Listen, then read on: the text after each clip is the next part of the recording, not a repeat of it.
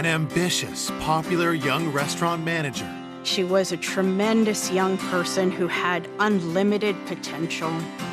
We always thought, just light the world on fire.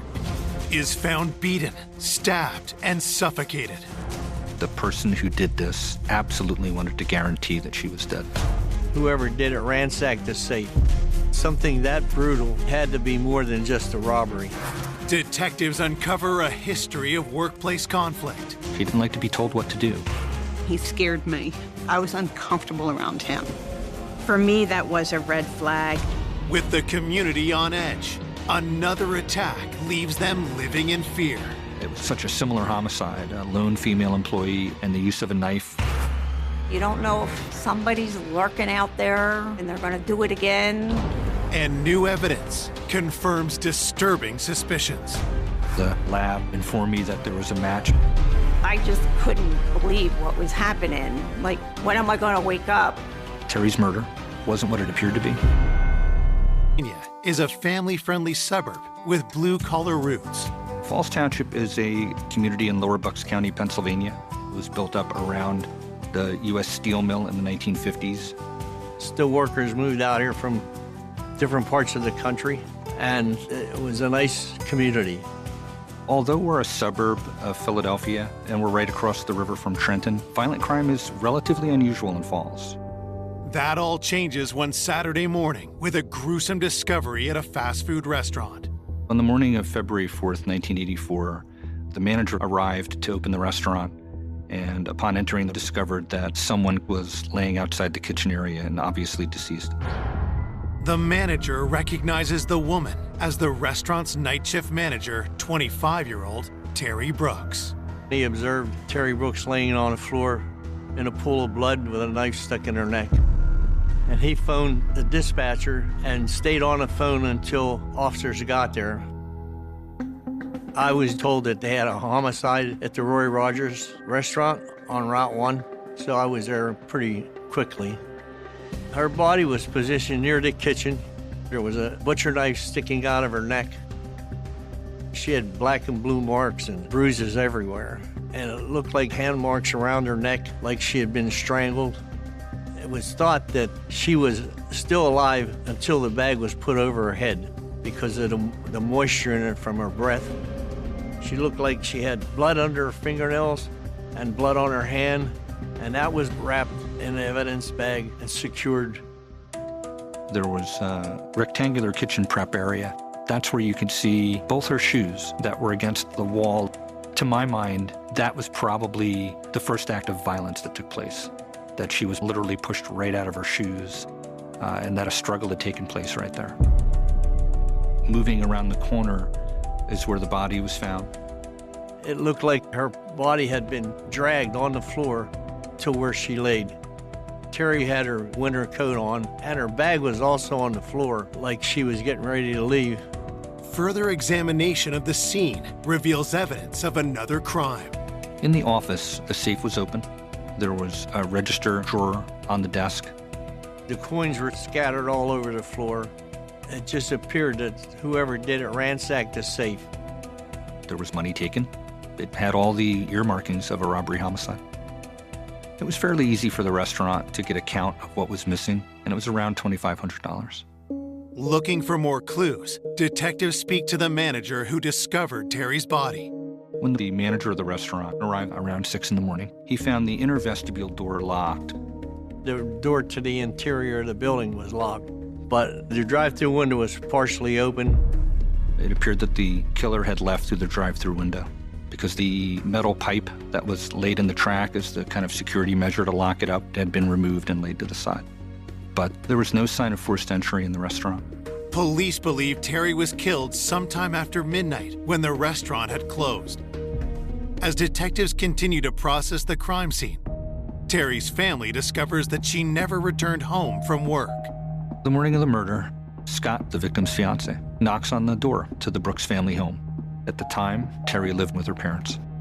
We hear a banging at the door, and it was Scott standing there, and he's like, Terry's car's not in the driveway.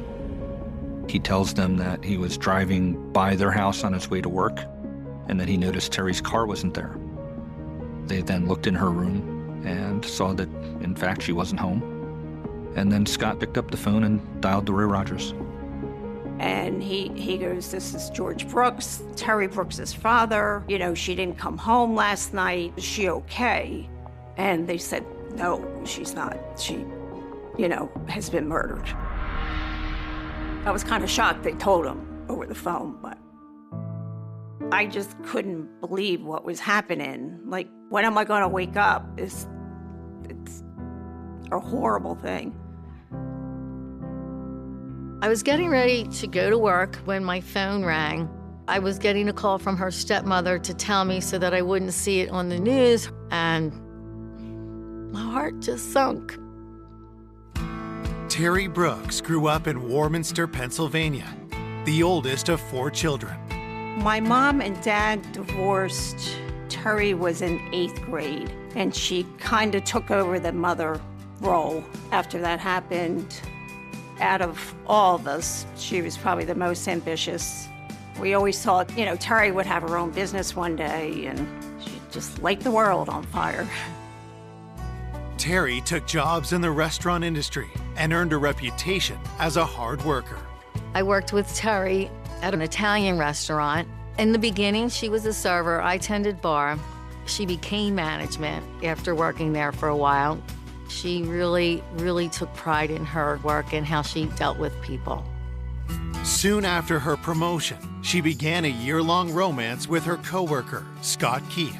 She met Scott at the restaurant. He was the head chef. They had a good time together. Terry just came home one day with a ring on her finger, and we were all like, "Oh my God." While Terry planned her dream wedding for the upcoming summer, her career also started to take off. It was her dream to move forward to bigger things in the hotel business. And she had looked into getting a job with the Marriott Corporation. The positions she accepted with the Marriott was to be a manager of a Roy Rogers restaurant. I first met Terry when I started working at the Roy Rogers. She was my boss. She was always happy. She was very excited about her wedding, and she was excited to go dress shopping. I know she put the down payment on the honeymoon to Hawaii, and she was talking about the bridesmaid dresses. Terry and Scott were apartment hunting. There was a lot to do. It was at a time when all new things were happening in her life.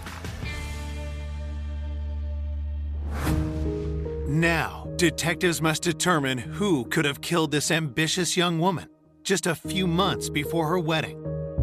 They asked the family about Terry's movements in the hours leading up to her murder. Mr. and Mrs. Brooks last saw Terry the day before, Friday, February 3rd, 1984, when she left for work. Usually, her fiancé, Scott, would make sure that he went and closed with her every night. And her father was glad that Scott would go and close with her and be there to keep her safe.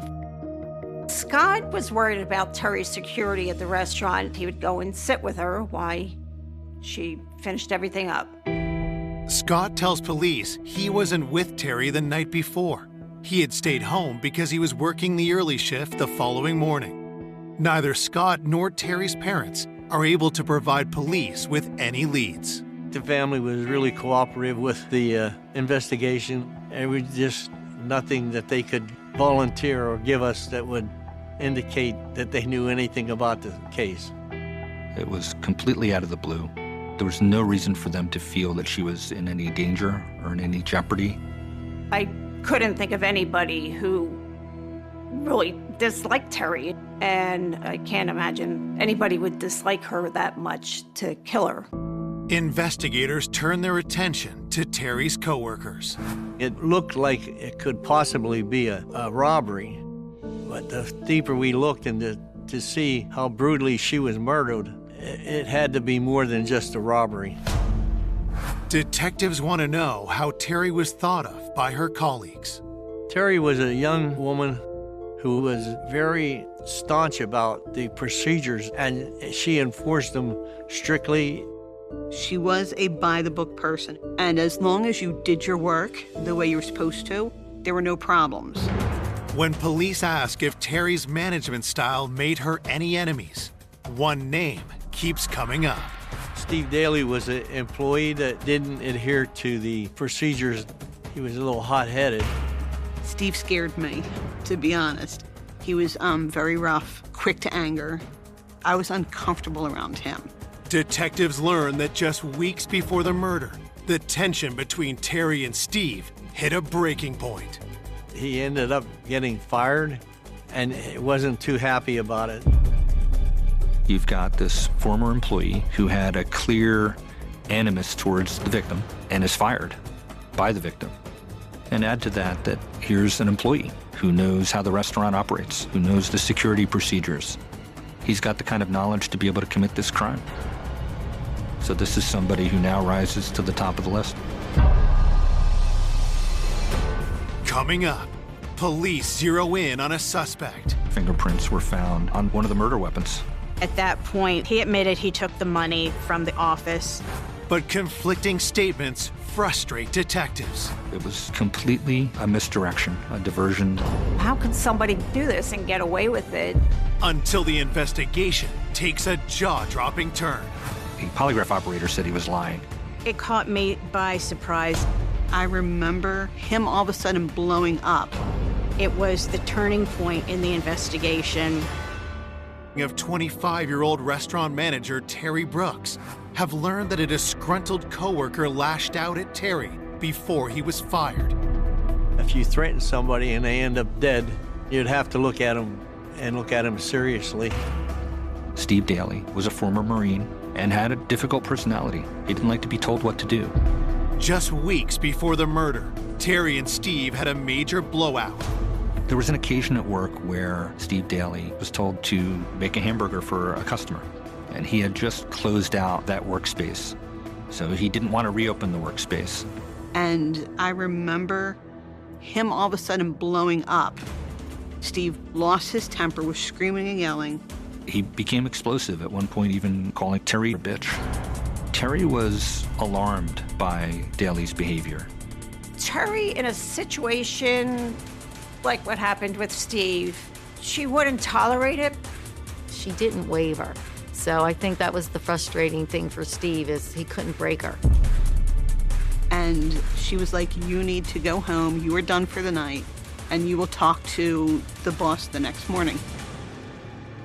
Daly storms out of the restaurant, and the next day Terry talks to her manager, tells him what had happened, which of course led to Daly being fired. That did little to stop Steve's aggressive behavior. Even after he was fired, Daly would return to the restaurant and buy food and have meals there. He went back just to annoy her, just, here I am, you can't throw me out now. It was very upsetting to her. So given his personality and his conduct, that certainly seems to provide a motive. Did Steve Daly's harassment escalate into a fatal act of revenge? Police bring him in for an interview. When we tracked Daly down, one of the first things he tells us that he knew at some point the police would be coming to talk to him. Daly said that he didn't get along with Terry, that they clashed often. In fact, he said that if she'd been a man, he would have punched her. Daly's excuse for why he was going back to the restaurant was that he was dating somebody who worked there. I don't know that I buy that, but that's the reason he gave. Investigators ask where Steve was the night of the murder. He says that he was trying to get into a club and that he was not permitted access to the club. So then he just drove around for several hours. Investigators go to the club, they look at the security footage. They can't find any footage of Daly being denied entry. So this is not a hard alibi that can allow you to say, okay, this person's eliminated. Just the opposite. With no way to prove his whereabouts when Terry was killed, police ask Steve to take a polygraph. So a polygraph is a useful investigative tool. It can help us rule people in or out. So Daly agrees to take the polygraph, and without question, he passed. This guy looks like a good suspect. So when you have momentum build like that and then it crashes to a halt, it's hard to swallow. Police can't verify Steve's alibi, but with no evidence against him, he's free to go. Stephen Daly was pushed down lower on the list of suspects, but you never eliminate somebody until you make sure that they are completely not involved. Investigators turn their focus on the Roy Rogers staff who worked with Terry the night of the murder. During the investigation, we knew that we had to interview the employees to see what the atmosphere was when they left, if there was any arguments. Everybody consented to have their fingerprints taken. The evening that Terry was murdered, there were 4 employees that she was working with: Patricia, Ron, Barb, and Dan. And each of those employees was identified and interviewed separately.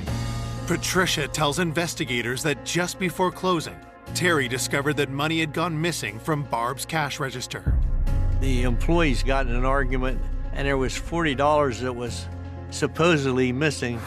Terry was going to get to the bottom of this. It wasn't a minor event. She took it very seriously. She began questioning different employees. Where did it go? Why is it missing? Terry played everything by the book. If there's any money missing and you are caught being the person that's been hitting the till, there's no tolerance for stealing. Terry cared about her employees, but some people didn't like her because she could be tough when she needed to be tough. Patricia indicated that this wasn't the first time something like this had happened.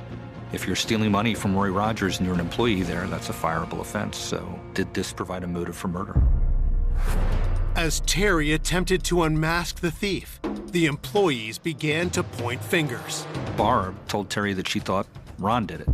So he's now being confronted with the idea that he took this money, and he actually turned his pockets inside out to prove, hey, he didn't have any cash on him. Could Ron have killed Terry in a rage after being accused of stealing? As detectives look closer at Ron, fingerprint analysis provides crucial new evidence. The employees who worked that night clean up before they close. Working the later shift, you had to clean up everything, wash all the equipment, sweep them out the floors, wipe down all the tables, stuff like that.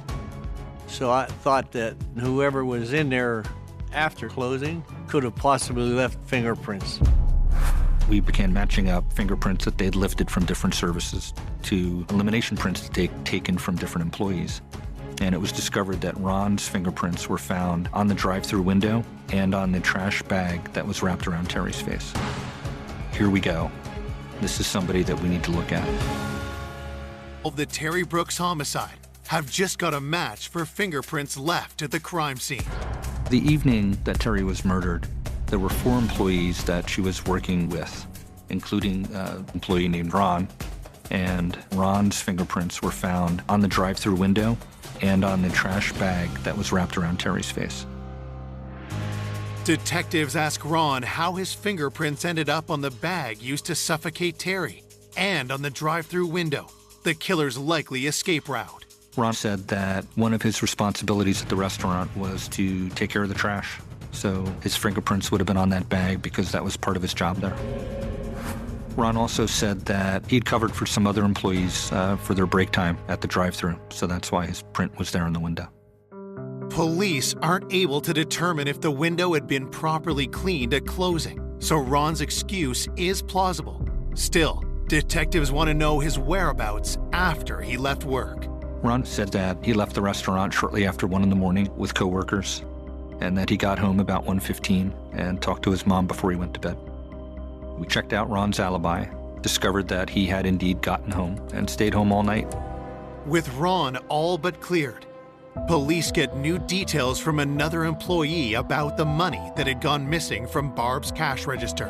We learned the $40 that was supposedly missing, it was found at a later time.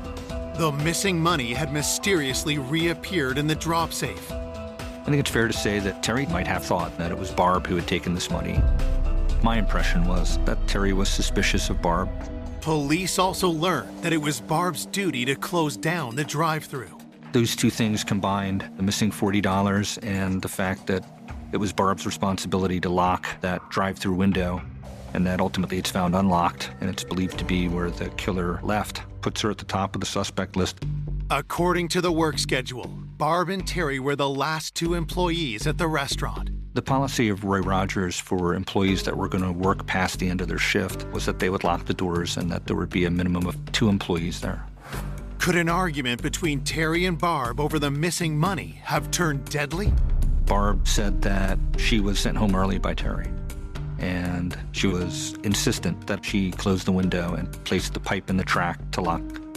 And in looking into Barb's whereabouts, we discovered that she was picked up by her boyfriend, so she had an alibi.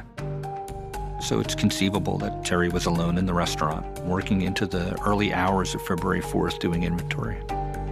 Police later confirmed the alibis of every employee who worked the night of the murder. When the autopsy report arrives, investigators hope it will give them a new lead. The pathologist found that Terry had been strangled, and the bone in the back of her neck was severed from the stab wound. There was a serious brain hemorrhage that was the result of her head being repeatedly banged against that hard concrete floor. And looking at that stab wound to her spine, it was likely she was conscious but paralyzed when the plastic trash bag was wrapped around her head. The autopsy report lists each of Terry's severe injuries as potentially fatal, but indicates asphyxiation as the likely cause of death. There was no indication that Terry had been sexually assaulted. You can't help but look at the way that Terry was killed and not think that the person who did this had such a high level of rage that they absolutely wanted to guarantee that she was dead. Material was collected from the knife that was left lodged in Terry's throat and under Terry's right ring finger, where the pathologist had identified a defensive wound. At the time of this murder in 1984, there was no DNA technology. Analysis of blood was really relegated to blood typing. By today's standards, the evidence was limited. As the investigation continues, Terry's loved ones struggle to make sense of her violent death.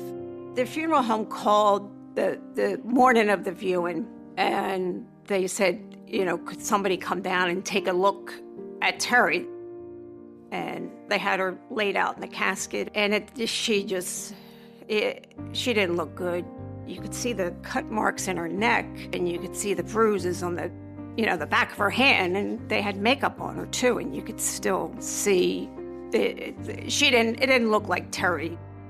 I said when I got home to my dad, I think we should keep the casket closed. We didn't want people to remember her looking like that.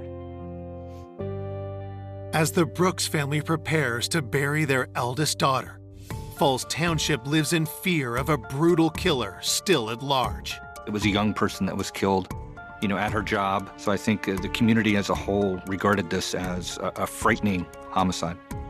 It caused quite a bit of fear due to the fact that it was so violent, and most people in this area would think this shouldn't happen in our town. I really thought it probably was, a robbery. Unfortunately, they killed her instead of just robbing the place. But you don't know if somebody's lurking out there, and they're going to do it again. Less than 2 weeks after Terry's murder, the town's worst fear appears to become a horrifying reality. At another Roy Rogers, an assistant manager was attacked coming out of the bathroom. She was hit in the head. She fell to the floor, and the actor ran away before she can identify him. The restaurant manager survives. But just a week later in nearby Scranton, there's another brutal attack. A male attacker waited in the parking lot until there was a lone female employee, then made entry into the restaurant. But the money from the restaurant had already been dropped into the safe, so he took the female employee's money and then stabbed her to death. Detectives fear they have a serial killer on the loose. And when you take a community that was already stressed, it made it even worse. And if you've got an individual who's going from restaurant to restaurant and just robbing people, and they have no personal connection to the victim, it's terrifying. It took it up a notch. Police have learned another restaurant employee has been stabbed to death in nearby Scranton. Scranton's just up the turnpike, and it's not really that far from us. So anything that would indicate a violent armed robbery, we would have to look into. It was such a similar homicide, a lone female employee inside a restaurant, a male attacker, and the use of a knife. Investigators learn that a suspect has already been arrested. Could he also be Terry Brooks's killer? The person that committed this homicide in Scranton was a man named Steve Duffy. We sent investigators to go to Scranton to attempt to interview Duffy, and by the time we arrive, he has lawyered up. But we got a warrant to obtain his fingerprints and compare them to the fingerprints from the scene. But in the end, a fingerprint comparison indicated no connection to the homicide at our Roy Rogers. Police are also unable to identify a suspect in the assault of the manager at the other Roy Rogers location. You go through this cycle of building momentum, and then you hit a wall. It's disheartening. It's been a month since Terry Brooks was found dead, and the killer is still at large. Something that brutal and that terrifying, you have to try to solve it, no matter how long it takes. But when the leads start running out, you get awful upset. As weeks turn to months, and you identify suspects and then eliminate them over and over again, the case went cold. An investigator, by necessity, has to move on to other cases. But for a family that loses a loved one to a homicide, they don't move on. When it first happened, you just assumed it was going to be solved. You think, well, how could somebody do this and get away with it? My dad's hair turned white within a year. He lost weight. It just destroyed him. It was hard for Terry's family, having to process a heartache of losing their daughter and not having closure over it. I couldn't imagine not having answers. There are no significant developments in the investigation for nearly 14 years. Then, in 1998, Falls Township's new police chief orders a fresh look at the Terry Brooks murder, and a local prosecutor is assigned to the case. One of the primary reasons that the police chief put this renewed focus on this case was that there had been developments in DNA technology during the 1990s. And part of the point of my assignment, to have someone come in with a fresh point of view, it was just a matter of reviewing all of those reports and reviewing all the physical evidence. It caught me by surprise a bit when I opened up the bag that contained Terry's wallet. I found that you could still clearly smell Terry's perfume. And because I wasn't expecting it, it's one of those things that sort of triggers your emotions and brings you closer to the victim. A team is assembled for the renewed investigation. Lori said, take a look at this homicide. And she asked me what I thought, and apparently my answers were well enough to get me assigned to work on it. At the time that the homicide occurred, other robberies at fast food restaurants in the area caused law enforcement to form the initial theory that it was likely to have been a robbery. We had the advantage of knowing that the robbery-homicide track didn't work out, so we could start with a different theory. There were two things that really jumped out. One, that we could conduct victimology interviews and talk to some people who weren't interviewed back at the time. And two, develop some kind of forensic signature for the killer. As the lab works to extract the killer's DNA from crime scene evidence, investigators learn more about the victim, Terry Brooks. Victimology essentially means learning everything you possibly can about the victim. Everybody who we spoke to described Terry Brooks as intelligent, ambitious, friendly, well-loved by her family and friends. Detective Whitney spent a lot of time with the family to gain their trust and to reassure them that we were working on the case diligently. Nelson and Lori did seem like the power couple. Both of them were extremely intelligent, and they were driven to get this solved. Detectives hope new interviews will bring to light crucial details that could help the case. You just never know when you're going to get some new piece of information that's going to put us on a track to identify who did this. Some of the people who we spoke to, they were quite young when this homicide occurred, in their late teens or early 20s, and having more life experience, were a bit more open than they might have felt they could be in the 1980s.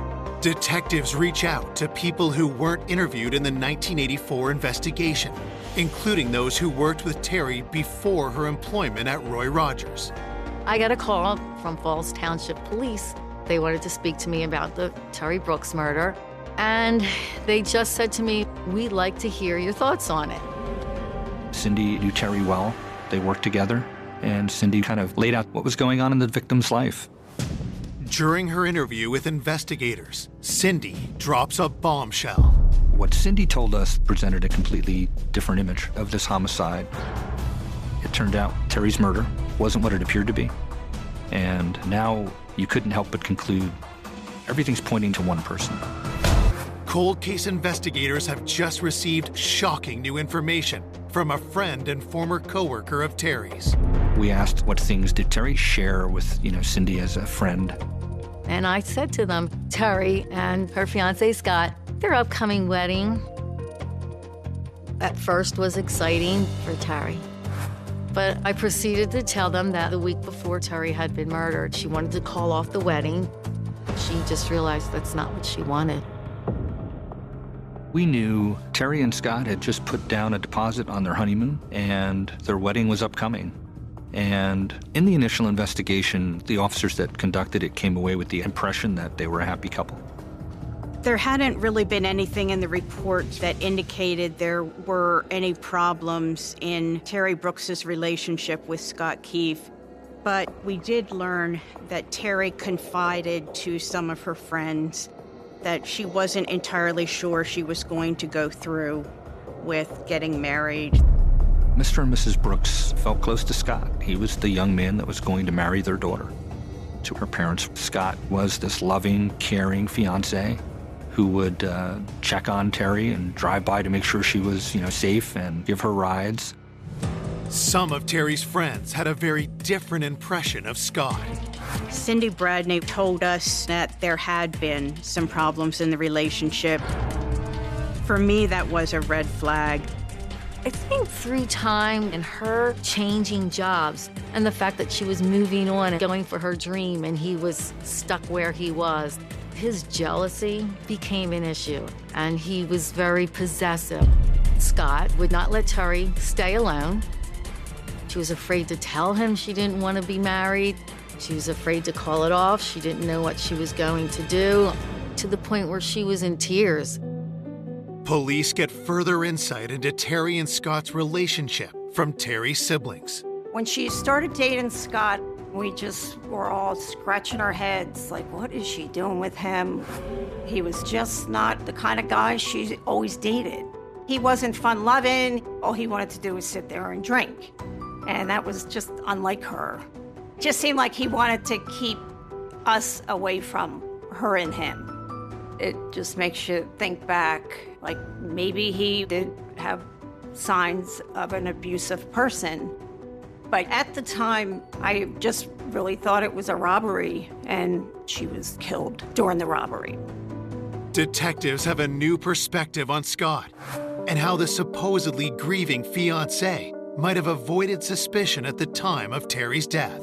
My dad thought Scott really loved Terry. He thought if she loved him, I'll love him too. Mr. Brooks was a very kind man, and in fact, George bought Scott the suit that he wore to Terry's funeral. Her father just had such a big heart that I don't think he believed that someone that his daughter fell in love with could harm her. And I believe Scott played on that. Scott becomes someone that we think may have done this. Examining the crime scene through the lens of, what if Scott did this? Okay, that's how he got in. She let him in. We were told that he had a practice of going to the restaurant and sitting with her while she worked after hours. And it's personal, it's rage, and then the action of placing that bag over her face to kind of depersonalize her is a telltale mark of what someone does when they've killed somebody that they're close to. And now it becomes a priority for us to see if the forensic track, if the evidence points that way.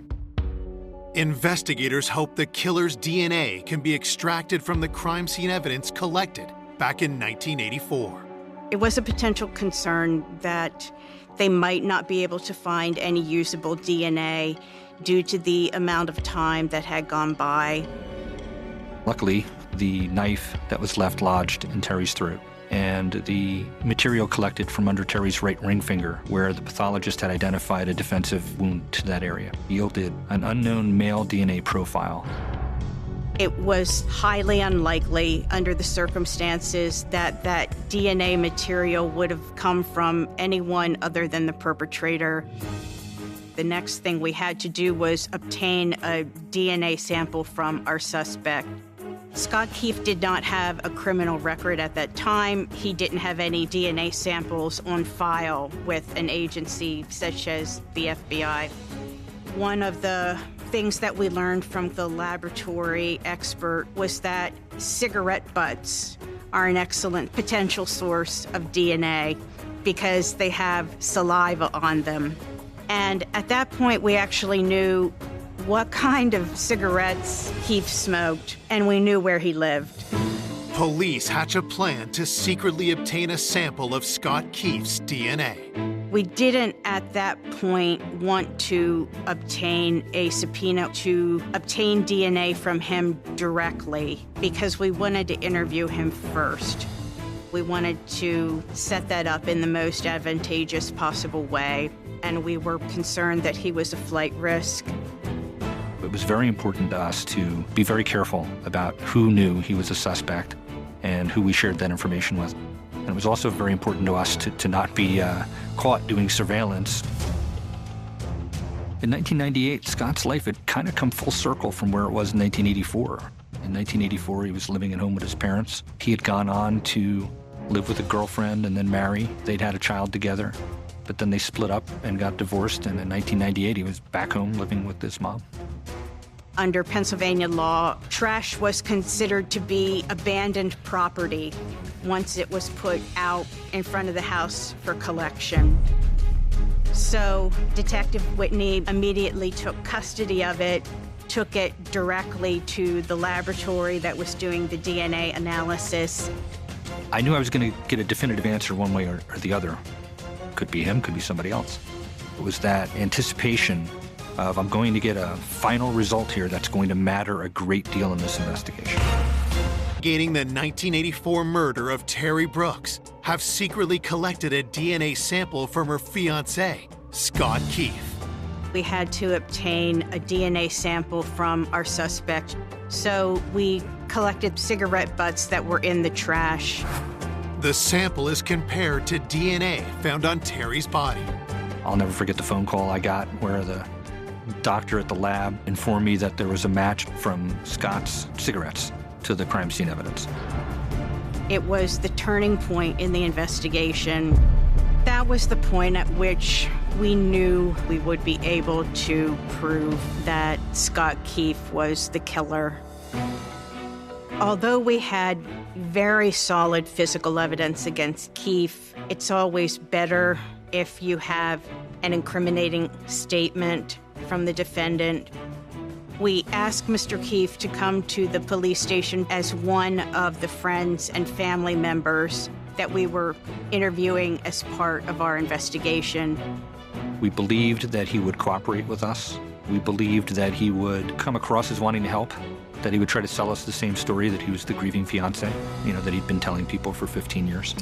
As predicted, Scott agrees to cooperate with police. We had a strategy to conduct that interview on the anniversary date of the murder. People pay attention to dates. It could raise a person's anxiety level and make them more apt to make mistakes. The interview begins, and Scott tells a familiar tale. He told us the same story that he had told others over the years, that they were happy, this was the love of his life, and that somebody else had taken her away from him. If we came on too hard, we were too aggressive in our questioning, we felt he would lawyer up and stop the interview. So slowly we built towards the question of whether Scott had anything to do with this or any knowledge of it. And once we got to that point, we asked Scott if he would take a polygraph. You can never force anyone to undergo a polygraph examination, but he agreed to that. The polygraph operator said he was lying. So now Scott started to say things like, I didn't mean for this to happen. But then he caught himself and said, but I didn't do it. But over time, that culminated at one point in him saying, she came at me first. And that was the first time he put himself at the scene. Investigators keep the pressure on, and finally, Scott breaks. He admitted that she essentially told him that she wanted to break up with him, and he was enraged because of that. At one point, he punched her in the face. They struggled for a while in that kitchen prep area. A knife had fallen onto the floor, and he knocked her down and straddled her, choking her and banging her head repeatedly against the floor. But then he grabbed the knife and stabbed her with it, and it stuck into her throat. Then, in his words, he bent over to make sure she was dead, saw that she was still breathing. So he grabbed the trash can liner to wrap around her face to make sure that she would in fact die. And he said he didn't want to look at her face. At that point, he admitted he took the money from the office. He said he exited to the drive-through window to make it look like a robbery. Scott told us that the reason he went to the Brooks family home the morning of the murder was to make him look innocent. So he's surrounded by her family when the crime is supposedly discovered. It was completely a misdirection, a diversion that worked for 15 years for him. Scott is charged with first-degree murder. I was elated. I was like, thank God they finally nailed him. Because we waited a long time. Getting the answers of who killed my sister really gave my dad some comfort. But I think he was still in disbelief that Scott did it.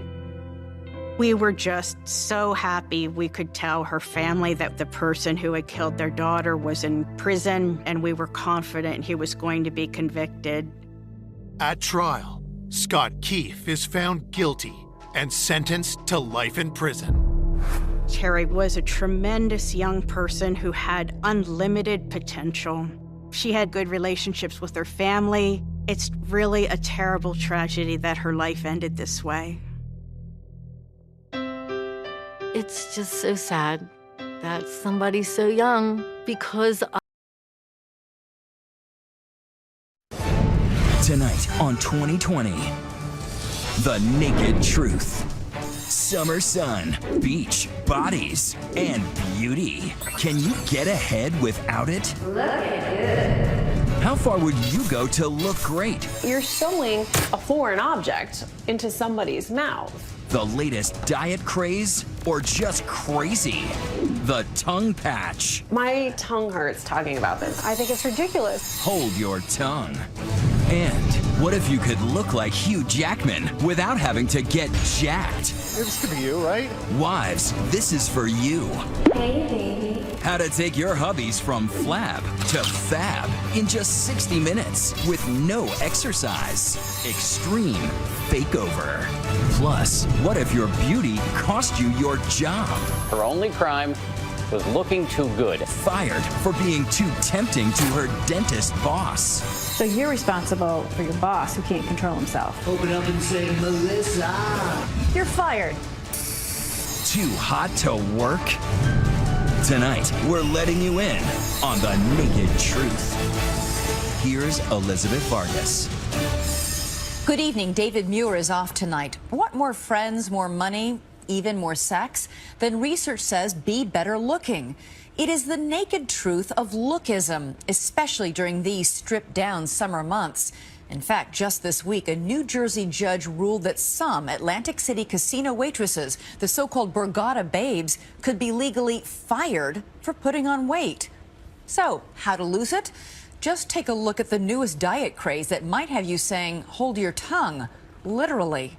Here's Cecilia Vega.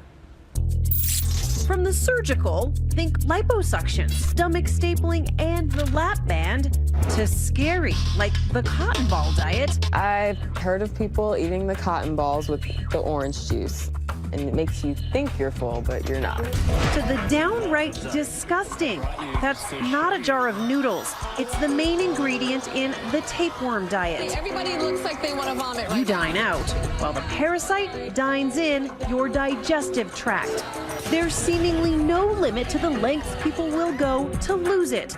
And if you thought the story we brought you last year about the feeding tube diet was extreme, I'm down 2 dress sizes. Well, wait until you see this.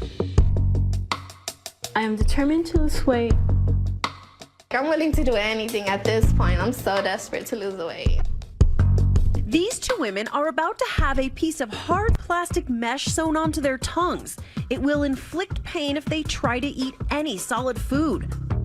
Marlene Beltran weighs 169 pounds because of her out-of-control appetite. I get like cravings. Like in the middle of the night, I'll just be like, oh, I want a brownie or I want ice cream. This time I'm just really motivated because I am almost 21 and I do have plans and I want to look my best and feel good. I love eating everything. Lysander Lanuza is 200 pounds of all you can eat. American food, Filipino food, Korean. It's heaven. Their goal is to each lose 20 pounds in 1 month. Marlene wants to begin dating. Lysander has a bikini and a deadline. In a month's time, I'll be going to Hawaii. I'll be wearing this bikini, and hopefully I'll be looking great. So this is our patch, and we put it right on the interior portion of her tongue. It's called the tongue patch. Cosmetic surgeon Dr. Nicholas Shigay introduced the procedure in the U.S. 4 years ago after first seeing it done in Latin America. I thought, this is a good way to help people lose weight quickly. The first stitch is already in.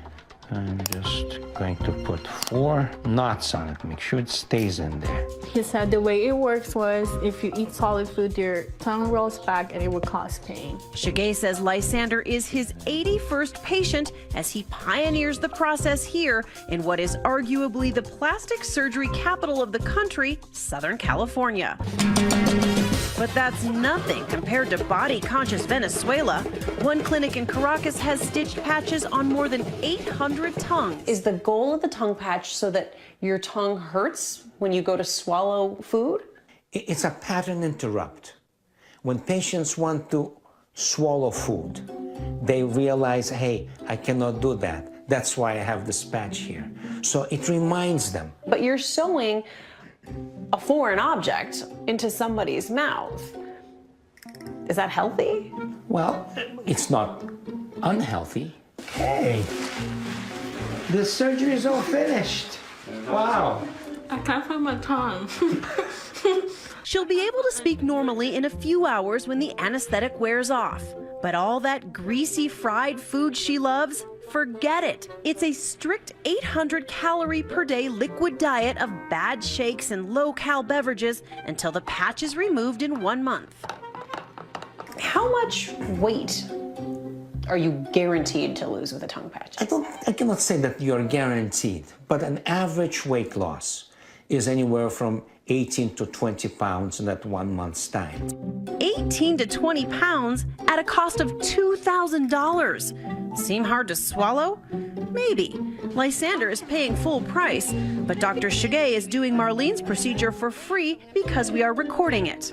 I was told that food gets stuck on the patch too, so even if you want to cheat a little, you get caught because it gets My stuck. tongue hurts talking about this with you. No, I'm not nervous about the pain or anything. I'm kind of excited. On the morning of her appointment, Marlene is more concerned about organizing all the clothes she hopes to soon be able to wear. Okay, so these are all jeans. Like these are still brand new. They have the tags on. Did you buy them thinking you were going to fit into these at some point? Yeah, I did, and then once they didn't fit, I was just like, oh, I'll lose the weight and I'll fit into them. That never happened. You ready? All right. Stick your tongue out for us. Good. Perfect.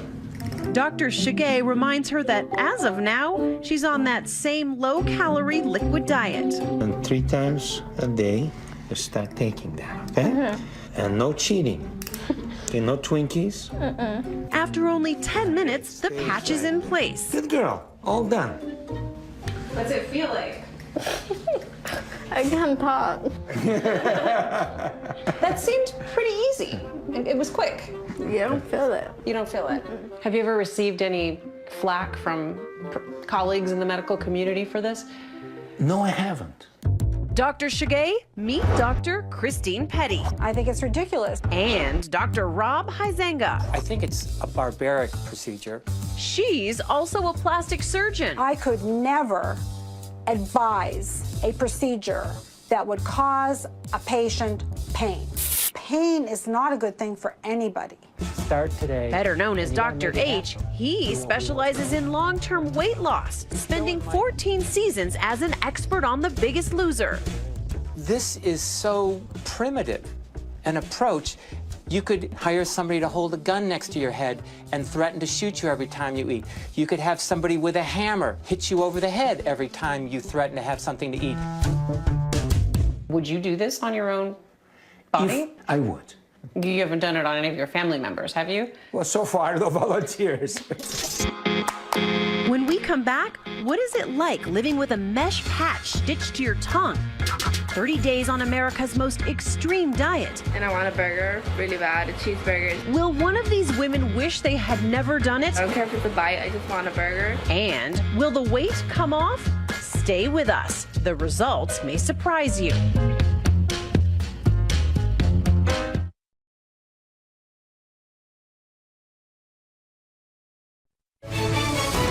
"2020 returns with the naked truth." They say no pain, no gain. But this is turning that phrase on its tongue.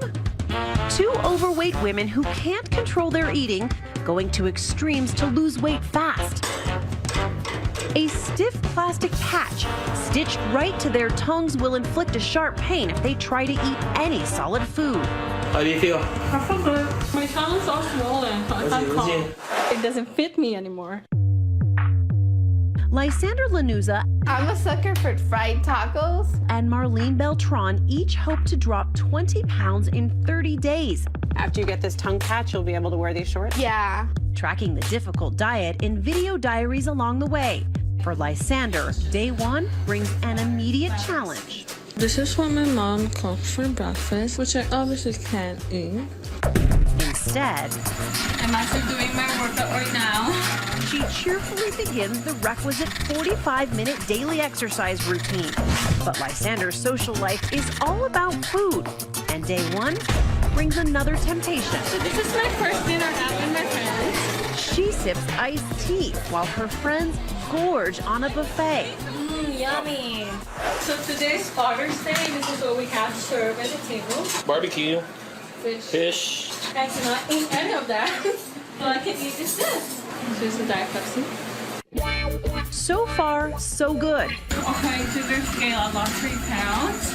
But across town, Marlene has a craving for just about everything. Crazy because I don't like beans. Never liked them, won't eat them. But today, just looking at my mom eat beans made my mouth water.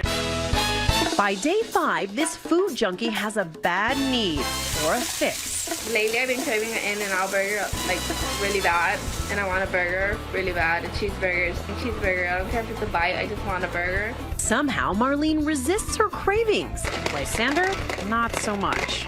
Well, I tried like a piece of popcorn when we were at the movie theater and it hurts, so I'm like, forget it. The popcorn hurt? Yeah. And are you thinking, yes, it's working, I don't want to eat? No, I'm like, it does work, I can't eat.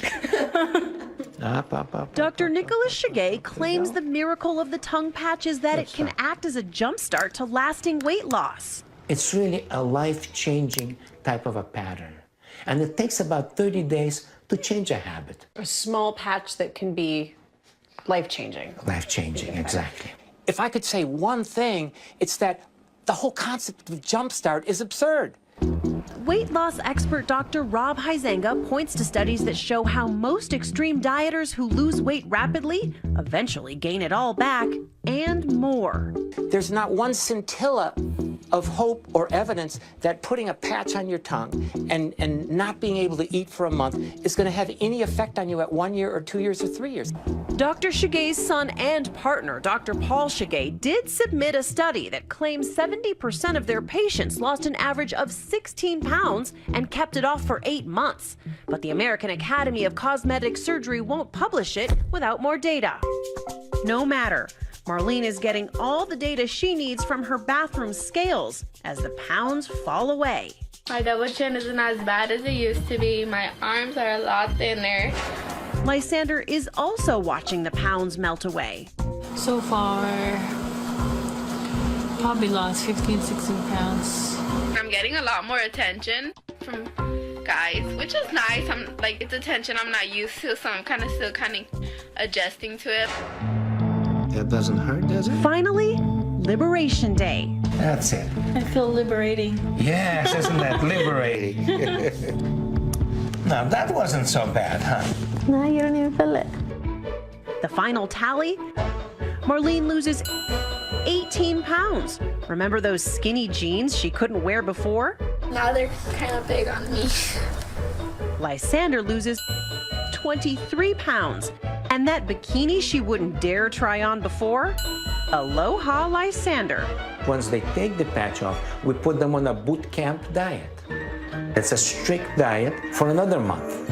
And then I prepare them for the regular maintenance diet that they'll stay on for the rest of their lives. Or not. As hard as it was to live with the tongue patch, will it be even harder to keep the weight off without it? I was sad the patch was coming off just because I felt like the hard part began. Like, now I'm on my own. Really, I don't want to go through that again. It was really hard for me. I agree to the fact that it is really an extreme measure of losing weight. You do think it's extreme? Yes, I do. Is it crazy? Yes, I think it is. I mean, comparable to the other diets that I know, yes, it is. Clearly, Lysander, who paid $2,000 for her tongue patch, is not nearly as happy as the person who got it for free, Marlene. It wasn't bad. Look at you, you're smiling. I would do it again. Like, it was fun. The tongue patch is kind of addicting. Like, you lose the weight and you see the results fast, so you want more. So if you needed to lose the weight, would you undergo something as extreme and painful as the tongue patch? Let us know on Twitter using the hashtag ABC2020. Next, fired for being too tempting to her dentist boss. This was a woman who did nothing to get herself fired, except bring her breasts to work. So is he happy when we try to track him down?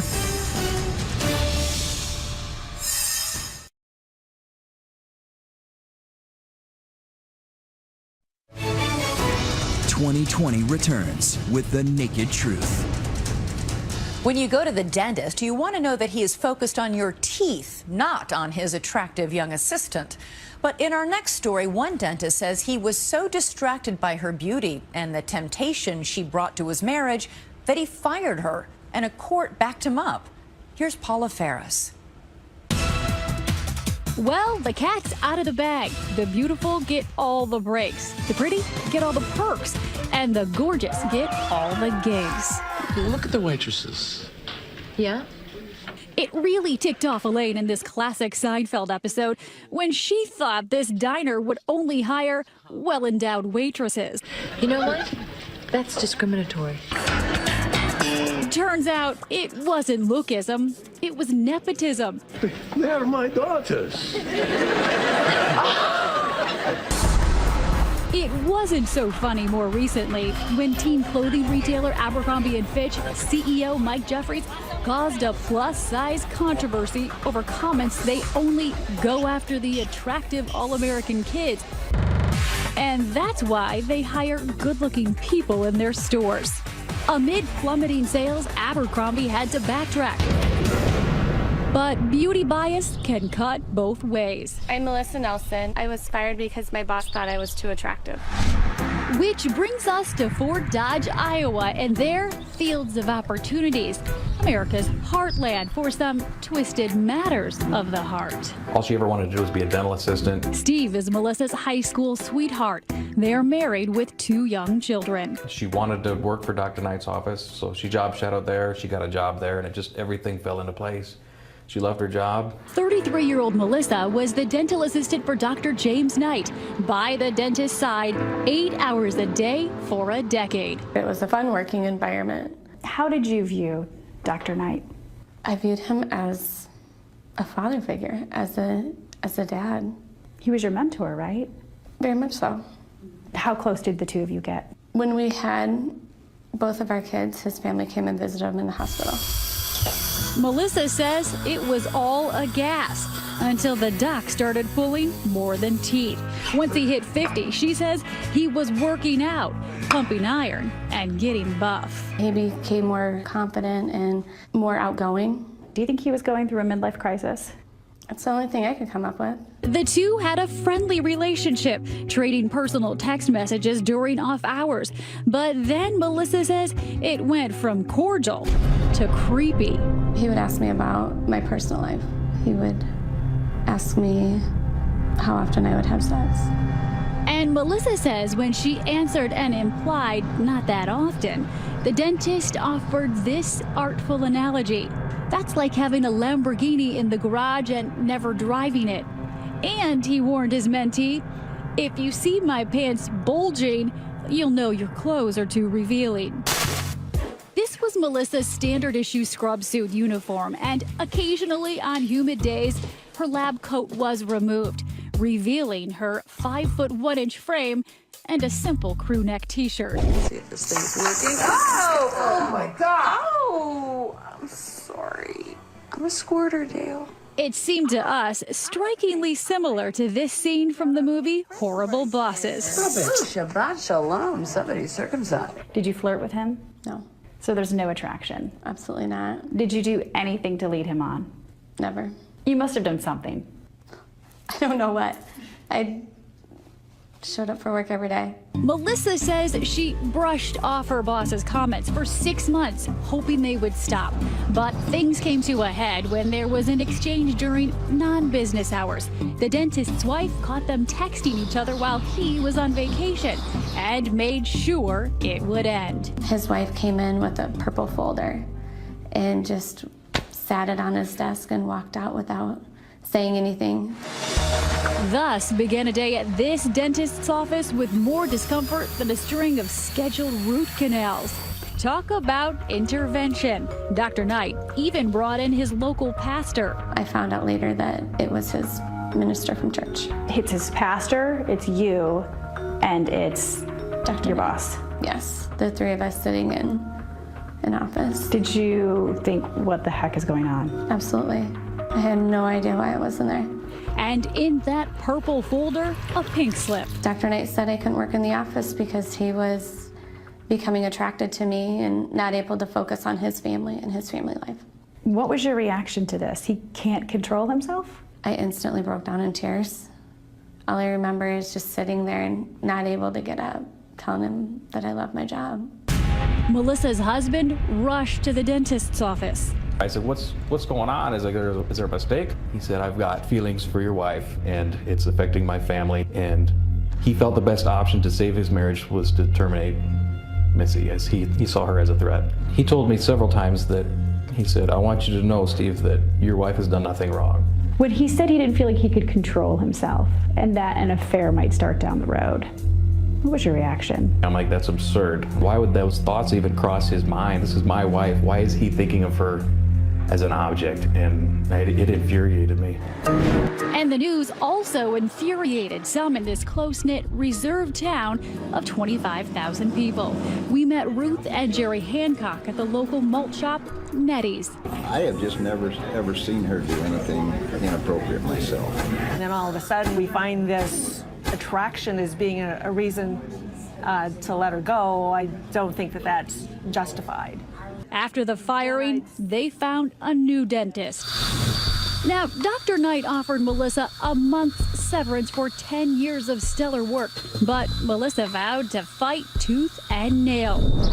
The good news for the court is this might be the easiest case that you have all year. When we come back, how Melissa decided to retaliate in a court of law. This was a woman who did nothing to get herself fired, except, bring her breasts to work. The dentist's surprising defense, and as an orthodontist might say, brace yourself, because you may not believe where else she took her case. Open up and say, Melissa. Stay with us.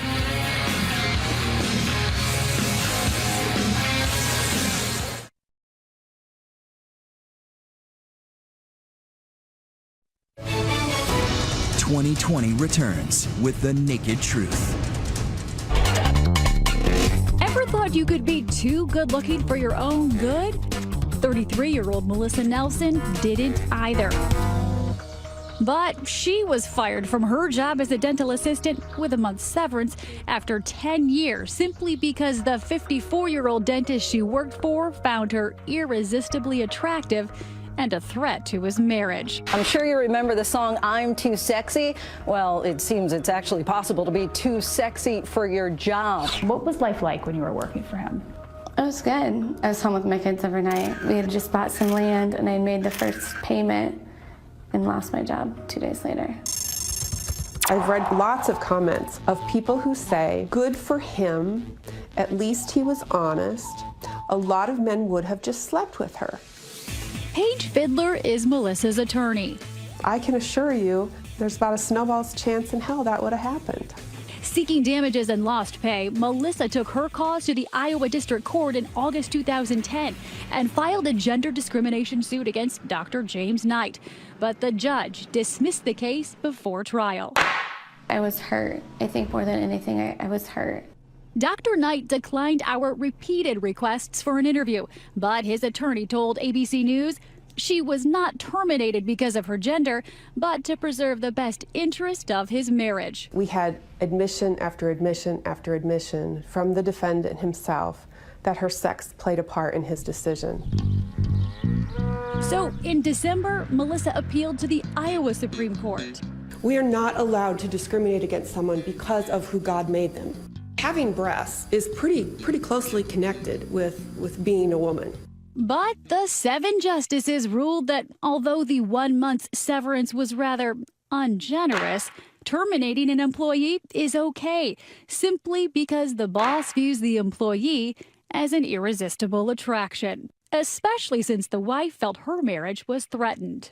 So you're responsible for your boss who can't control himself. It's what the Supreme Court has led us to believe. I don't think the law is out of touch. I mean, this guy is a jerk, but being a jerk is not illegal. Elia Shapiro is a senior fellow in constitutional studies at the Free Market Cato Institute. You can fire someone for being tall, for being short, for cheering for the wrong team, for wearing the wrong color. But you cannot be fired if you're part of a protected class, such as gender, race, or religion. Still, Shapiro says Melissa's case is not about gender. He's a man, she's a woman, he's attracted to her. How is it not a gender issue? She was fired because he felt that their relationship was affecting his marriage. All he had to do was control himself. How hard could that be? Well, he feared that if he kept her on, then he might start harassing her. He might start harassing her? He said, how often do you have orgasms? And if you see a bulge in my pants, it's because your clothes are too tight. Well, it's inappropriate, but she didn't complain. The court agreed, but in the court of public opinion, the ruling surprised and stung. Her only crime was looking too good. Bosses can legally fire any employee they see as an irresistible attraction. If a man is saying that a woman is so irresistible that he's afraid he will sexually offend against her, what does that say about women in the military? What does that say about equality in any workplace? Rika Basu wrote a scathing column for Iowa's Des Moines Register, calling the 7 male justices' decision embarrassing. I think a female justice working through her own first-hand experience and perspective would have had a different take on it. Melissa filed yet another appeal, and in a surprise just last month, perhaps because of the public outcry, can I just say this dentist needs a little Novocaine in Mr. Happy? The High Court agreed to reconsider their earlier ruling, a rare occurrence. But the same 7 justices came up with the same ruling, clarifying that you can be fired because the boss's spouse views the relationship as a threat to her marriage. Melissa is out of legal options. She thinks it's laughable a jury of her peers will never get to decide if she was wronged. So, naturally, she brought her case to Comedy Central. Melissa wants to clean teeth. She shouldn't have to worry about her boss's dirty mind. That's why I invited her to give me an oral exam in Hollywood, where women are never objectified. This is the standard issue scrub suit and lab coat she wore to work. But this is the outfit she wore on Tosh.0. Dancers coming to the stage, open up and say, Melissa. Good for her. I think it was her way of saying how ridiculous these allegations about her were. He called you the best dental assistant he ever had. Why haven't you gotten back into the industry? I think my biggest fear is trusting someone, trusting somebody that I have to work that close to. I wouldn't want to be hurt again. Today, the former dental assistant who by day was earning a good salary with benefits has lost her livelihood. Now scraping by on tips. She's waiting tables at a sports bar by night. It's not an easy job. Very demanding, always on your feet. But she's lost something else, even more important to her. Precious time with her children. What is life like now? I tuck them in 2 nights a week. That's it. Do you ever see Dr. Knight around town? No. This is his lawyer. He comes in and eats at the restaurant that I work at. And I can either pick my head up and go with it, or I can walk away with my tail between my legs. I'm not gonna let that happen. So, was the dentist courageous for protecting his marriage, or does he deserve a kick in the teeth for what he did? Let us know your thoughts using the hashtag ABC2020. We'll be right back. Next, want to turn the men in your life into Hugh Jackman without them having to exercise? We got some work to do.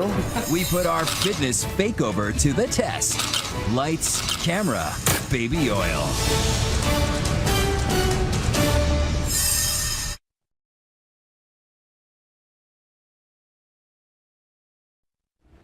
Don't hate him because he's gorgeous. Hugh Jackman. We know he works out like crazy and suffers for months at a time to get into shape to play Wolverine.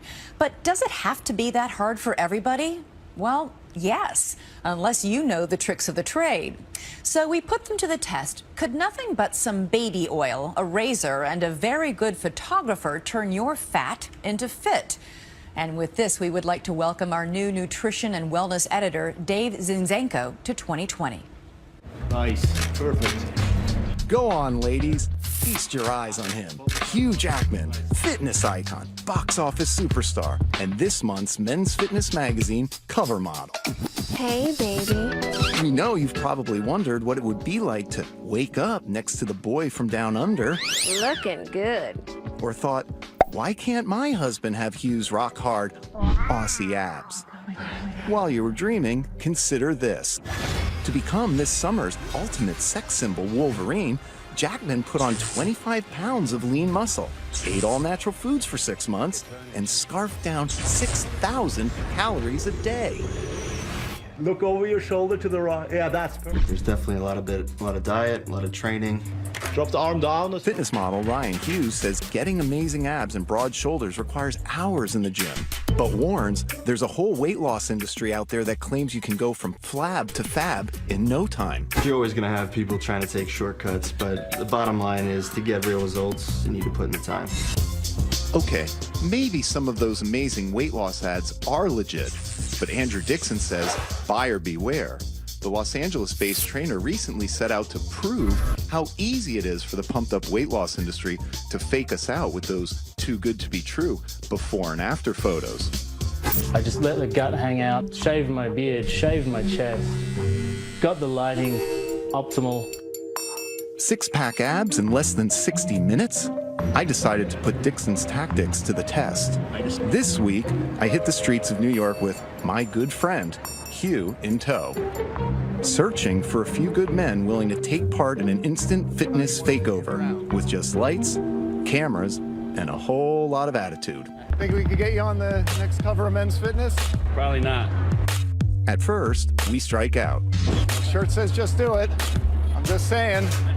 Even this 23-year-old with a solid 6-pack wouldn't play ball. Let's see what you got. I got it. All right. Thanks. Well, next time. But then we saw him as if by fate. Want me to put you on the cover of Men's Fitness? You think you're up for it? Wolverine wannabe, Casey Braxton. You don't think you can look like that? Come on, man. That's Hugh Jackman. Come on. Could we convince 33-year-old Casey to let his inner Jackman claw himself out? Yeah, I don't know about the abs, though. I like to eat too much, but I think we can do it. And so, Casey was in. Sorry, Spidey. It's just not your weekend. 18-year-old Mitch Paster from New Jersey. Yeah, this could be you, right? Sure. On board too. Still, I wanted to clench this, so we head downtown to where we are all but certain to find some fat content in the trendy meatpacking district. So I spotted a friend. He's having brunch. I'm gonna try to see if he's game for this. So hey! Kurt Walters from Brooklyn was enjoying his Eggs Benedict until I showed up. The whole idea is we're gonna give you a little tan, maybe oil you up, get you appropriate manscaping, and we're gonna make you look 25 pounds thinner. What the viewers don't know is that he's 50. So to recap, 3 guys ready to strip down, Take it off. trim up, and take part in 2020's first ever Ultimate Fitness Fakeover. Blocks away, we've arranged to take those ever important befores, and with a little prompting, the shirt was off, his gut glaring. Can we get a full length as well? Next up, Mitch, who quickly lost his smile. Suddenly, we lost ours too. Is that a farmer's tan he's sporting? Really sideways? And finally, 50-year-old Kurt, self-proclaimed artist by day, silver fox by night. But just like kind of like slope everything, that's perfect. He was going to need more than a coat of paint to make himself camera ready. Were we gonna keep your mask on? Yes. Upstairs, the men's fitness magazine Dream Team, a stylist, a groomer, the photo director. And sticking with Andrew Dixon's edict, we gave them just 60 minutes to snap those six-packs. You have 2 brothers. This will be quite a harassment deal from me. There were lots of touch-ups. I know how to do this when I got a date. Clean-ups, and plenty of last-minute sit-ups. Then it was time for the big reveal. An hour ago, Casey was thrilling tourists in Times Square for tips. You guys want a photo? Would all that manscaping make him a sexy superhero, or our first Fakeover Zero? Remember, this was the before. And now here's the after. It's like the retired superhero comes back, ready to save the world. 18-year-old Mitch is up next. We'll see. This fall, Mitch will be a college freshman. Yeah, that's good. And now it looks like he might just be the next big man on campus. You look really great. That is surprising. Quite the deal. Okay, our final Fakeover candidate. Keep in mind, Kurt's not so buff before. And remember, he's 50. Twist it even more around, bring your shoulders even. And here's his ageless after. I'm kind of in shock. They worked it, they had lots of fun with it, which was the intention, and they look good. You've done over 200 covers. What do you think's most important? Personality, confidence, visual aesthetics, being a celebrity. That'll get you on the cover of Men's Fitness. It helps. Next, move over, Charlie's Angels. There are some new angels in town. Yes. Yes, Melissa. But who are they going after this time? I feel my hand going for my wallet even as you speak. Coming up.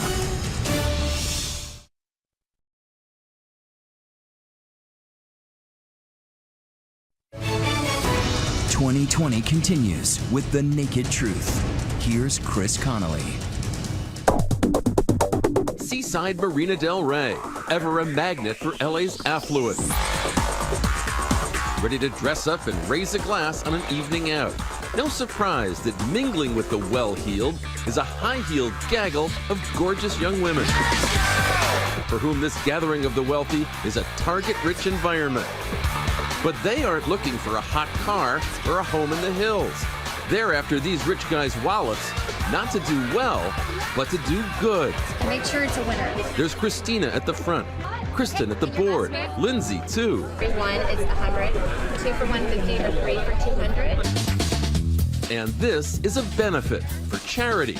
So they're in sell mode So this is only a third of the items that are out right now. while rocking their je ne sais quoi, nudging those once reluctant donors to hand over those precious credit cards and give till it hurts so good. There we go. Do they really get these attendees to dig a little deeper? Oh yeah. Okay, 103. What in particular led you to make such a generous donation a moment ago? Sucker for a pretty face. A trio of crusading glamour goddesses fighting for what's right. Remind you of anything? But these aren't Charlie's Angels. They're the Charity Angels, accelerated fundraising sirens for hire, putting to work their IQs, their TLC, and their LBDs. I don't think the approach would be quite the same if we came in some overalls and a hard hat, but it could. I mean, it might be a cute look. $15,000. Prying open like oysters those bountiful billfolds and putting the in not-for-profit. Thank you so much. As you can see, all of the Charity Angels are beautiful on the exterior, but they are far more beautiful on the interior than you can ever possibly imagine. They're beautiful, they're brilliant, and they work for her. Yes. Yes, Melissa. We're going to the Beverly Hills Hotel to raise money for the Children's Hospital of Los Angeles. Model-turned-philanthropic powerhouse Melissa Nielsen. In 10 years, she's guided her Charity Angels concept to a $10 million gross, while amping up many benefits' bottom line. By what percentage can you increase what they would normally make at a fundraiser? 60 to 100%. Not 10, not 20, 60 to 100%. 60 to 100%. So how'd you like this knowledge that she brought? Melissa pays each of her angels a flat rate of $30 an hour. She rocks 150 benefits a year. Please, please, the Charity Angels are walking around right now. Open your wallets. I don't right away ask them for their money. I want to get to know them. Are you looking at that person Right. just like you're looking at me now? I feel my hand going for my wallet even as you speak. Give me your wallet. Give me your wallet. I'll spend your money. But don't confuse these. 2 brutal killings, a massive manhunt, and it shocked the whole town. The officers went to the 7th floor flat, saw this man holding a sawn-off shotgun. He went over the balcony and then dropped down floor by floor. The press in London called him Spider-Man. On the night of January the 23rd, 1995, Lancashire police were called to a garage in Morecambe. What they discovered there could have been the scene from a horror film. The investigation into what turned out to be a brutal double murder and the ensuing manhunt for the killer would take the police all over the country. It was a case that the police and the people of Morecambe would never, ever forget. In January 1995, Morecambe, a picturesque seaside town in Lancashire, was about to become front-page news when the dead body of a man was found. DCI Graham Gooch from Lancashire Constabulary was to lead what would become an unprecedented investigation. On the night in question, I was the duty on-call senior investigating officer, but sound asleep in bed, and then about 2 o'clock in the morning, the phone went, which means something awful's happened somewhere. So took the call and they said they'd had a murder at Morecambe. The officers had been faced with a gruesome scene at a garage on the Whiteland industrial estate. The dead body had been severely battered. They tell you basically what's happened, and then you start thinking, what am I going to need? Where shall I rendezvous with the officers on the scene? And start the process rolling. DCI Colin Mooney was appointed as Deputy Senior Investigating Officer on the case, an unusual one for this normally quiet holiday resort. Morecambe's quite a low crime area to live in, particularly compared with other areas of Lancashire. It's got a great beach, and it's got the estuary. There's a famous walk across the Morecambe Bay, a guided walk. It's not the big razzmatazz of Blackpool, no big rides and things like that, but it has its own lovely appeal. The Queen Mother once came to Morecambe and described Morecambe's view as a $65,000 view. I would say Morecambe's probably one of the very safest places to live.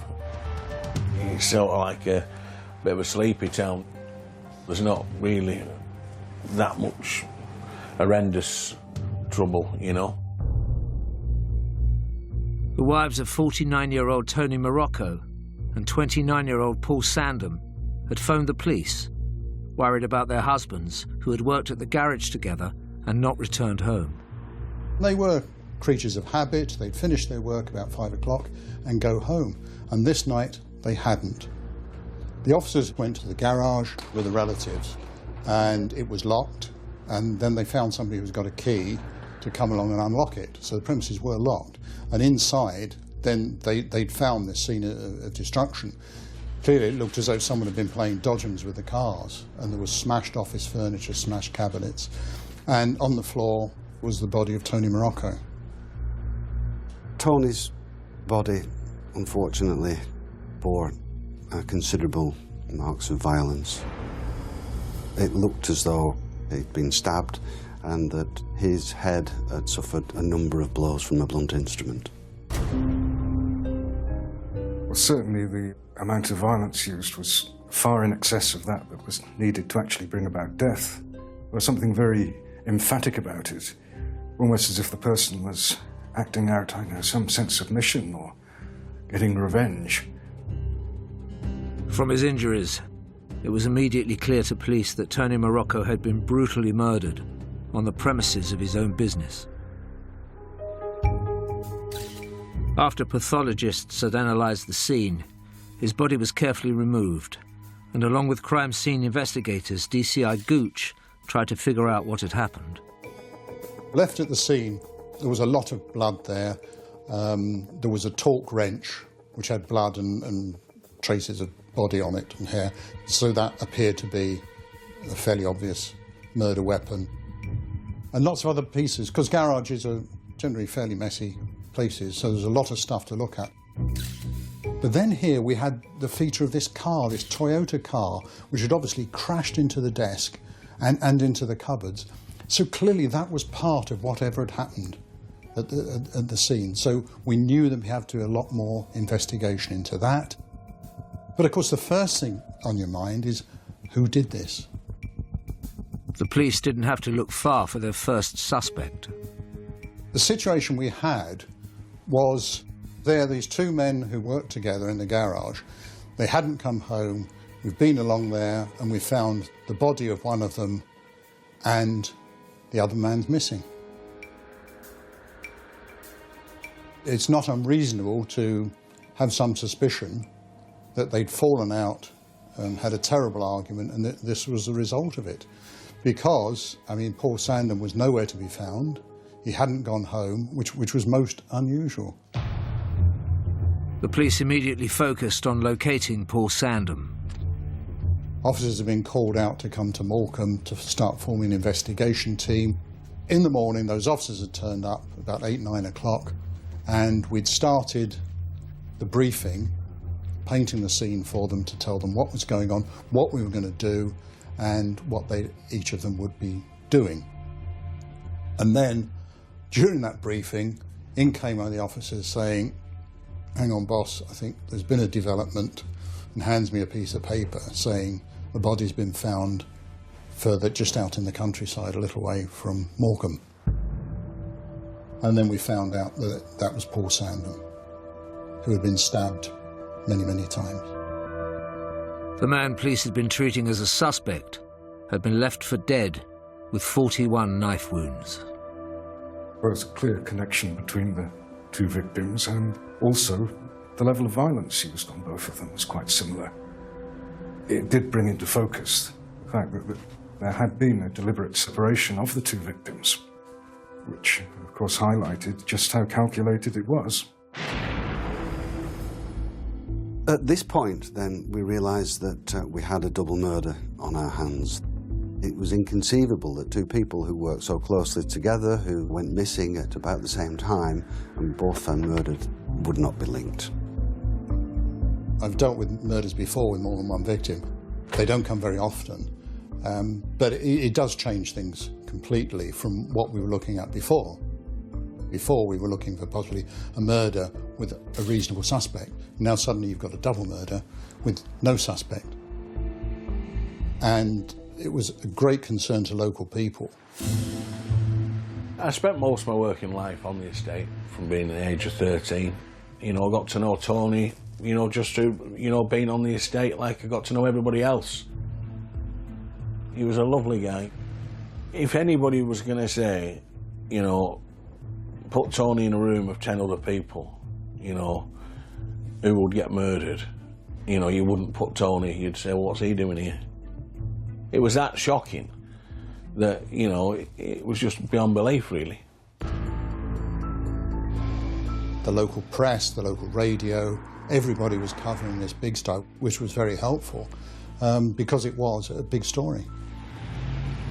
We've got here 2 brutal killings, a massive manhunt, something the like of which Morecambe had never seen before.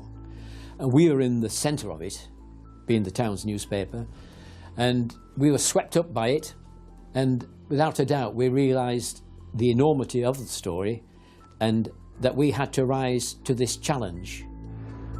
Lancashire police had 2 dead bodies on their hands and no idea who could have committed the murders. The most dramatic investigation they had ever been faced with was about to commence. Police in Morecambe were dealing with a brutal double murder and no suspect. The body of Tony Morocco had been found at his garage business, and his co-worker Paul Sandham was found a mile down the road in a field. He'd been stabbed 41 times. When people learned of what had happened to Tony and Paul, it was just pure shock.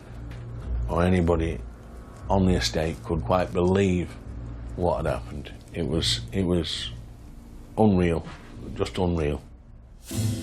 Tony Morocco was very well known. He had a wide circle of friends and a big customer base. His partner Paul probably was lesser well known, but he'd obviously known to all the customers. Sad thing for Paul. Paul had just recovered from cancer. You know, had gone through a grueling time with that.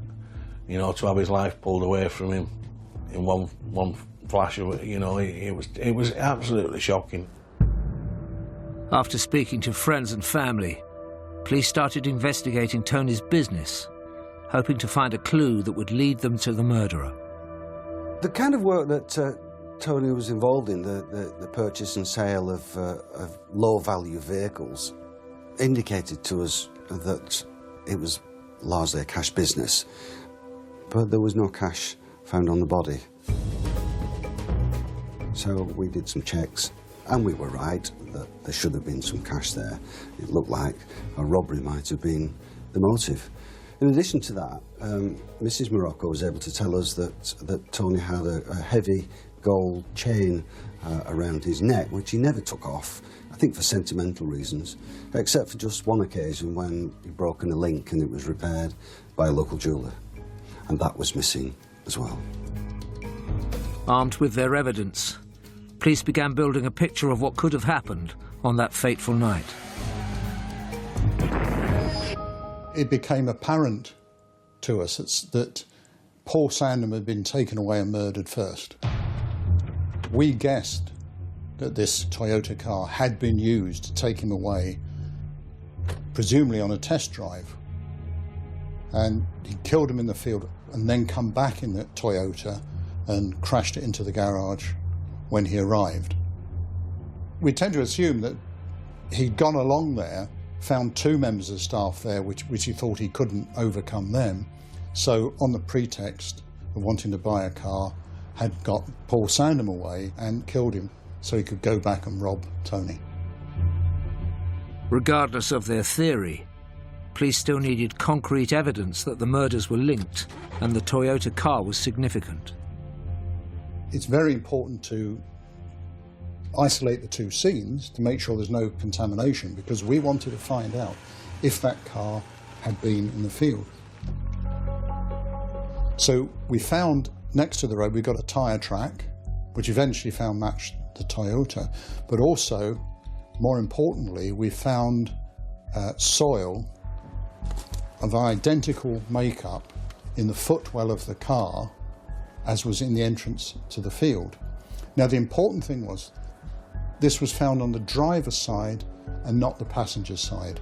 So it showed only one person who had been out of the car got back into it, and that was the driver. And that had gone back to TM Motors. For me, more significantly, there was a trainer mark in mud in the field close to Paul Sandham's body. And there was also a similar trainer mark in blood in TM Motors.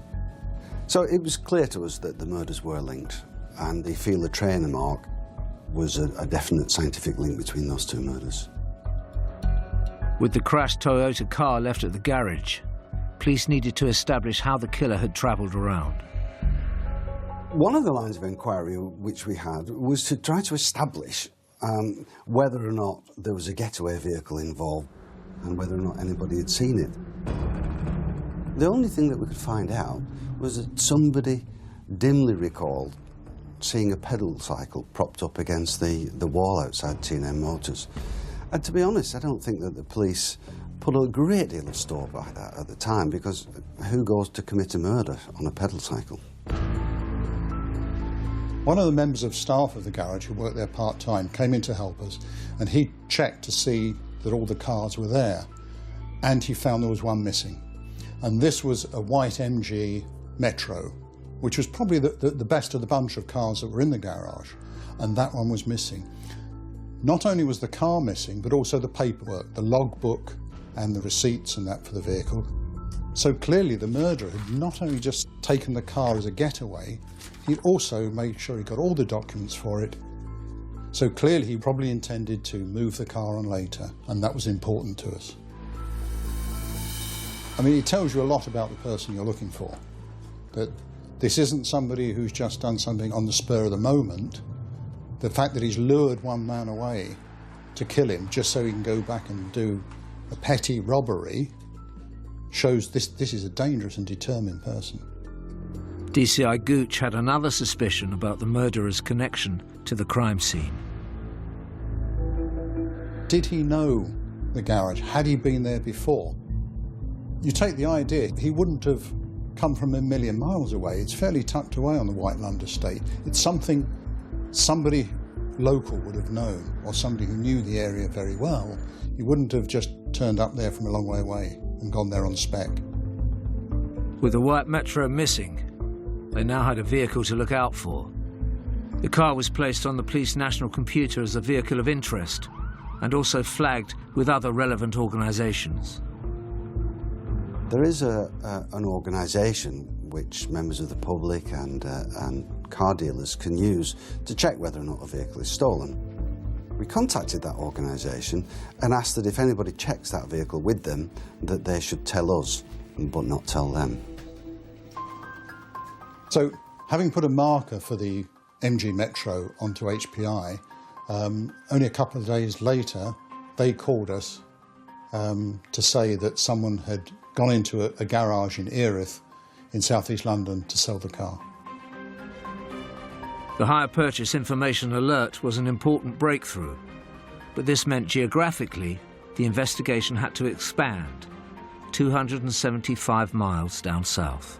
Very quickly, we sent a team down to London to check this out, and the man in the garage did a few second-hand cars. He did repairs and lower end of the market sort of cars, and he remembered the man who had taken in because he'd done a few deals with him before, and he checked it and there was nothing outstanding on HPI at that time.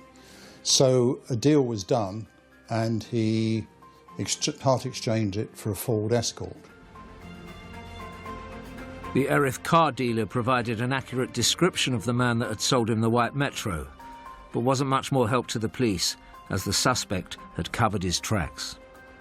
He'd given false particulars, which gave us something to look at, but essentially it looked like a bit of a dead end. We didn't have any more information to go on then. Unfortunately, and perhaps alarmingly, the car dealer had traded on the MG Metro, but luckily for us, he knew where it was, and we were able to catch up with the vehicle pretty soon thereafter. And so we seized it, we brought it back to Lancashire and had it examined by our scientific officers. They found traces of blood on the driver's door handle, and it would have been reasonable to expect that it was either Mr. Morocco or Mr. Sandham's, but it wasn't. This was the blood of a third person. And we began to speculate that perhaps in the frenzied attack on the two deceases, maybe, just maybe, the murderer had cut himself, and that this was, in fact, the murderer's blood. It was looking like a DNA breakthrough. All police needed was a match. Another important element that came in then was the car that he'd bought from the dealer in Erith, because we had the registration number for that. And then we found, by putting that on the police national computer, we found the car had been stopped in the City of London. Now, what was happening at that time, there was anti-terrorist procedures. Now, the officer who stopped him couldn't actually remember it, but we knew it was near one of the CCTVs that was part of what they call the Ring of Steel around the City of London at the time. Now, when we got that film back, there was the car with a man driving it. Now, the pictures were a bit fuzzy, not good enough to identify, but we noticed that the hand on the steering wheel appeared to be bandaged. Using the description supplied by the Erith car dealer, the police released a sketch of the suspect to the national press, hoping it might trigger more leads. After we'd released the artist impression, I got a phone call in the major incident room from a detective from the Kent Constabulary. And he told me quite definitively, "Here, Gov, I think I know who did your murders." And the hairs on the back of my neck stood up. This sounded like a breakthrough. There appeared to be a link with a man who'd been robbing jewellery shops in Kent. There was some CCTV footage of one of the robberies where the offender was particularly and gratuitously violent towards the shop assistant, punching her in the face when there's absolutely no need to do that. DC Cullen was one of the officers involved in that investigation.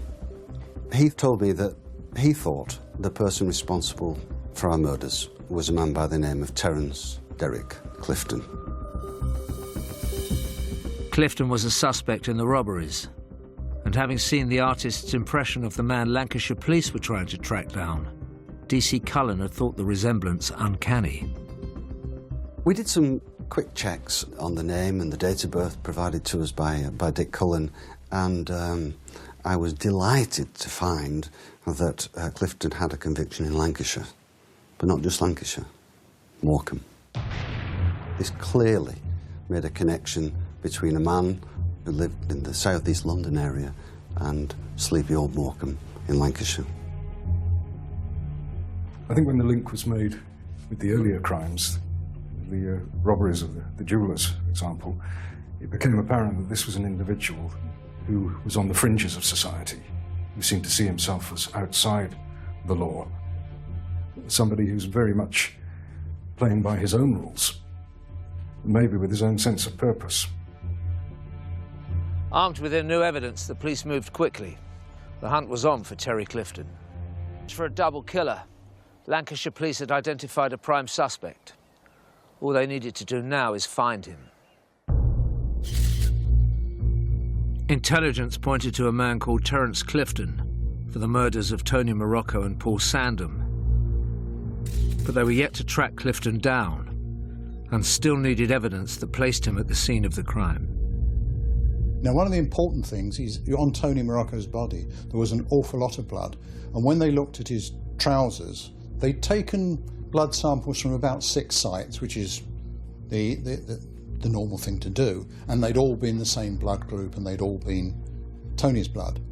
However, they went back to it then and looked inside the pocket where his money would have been.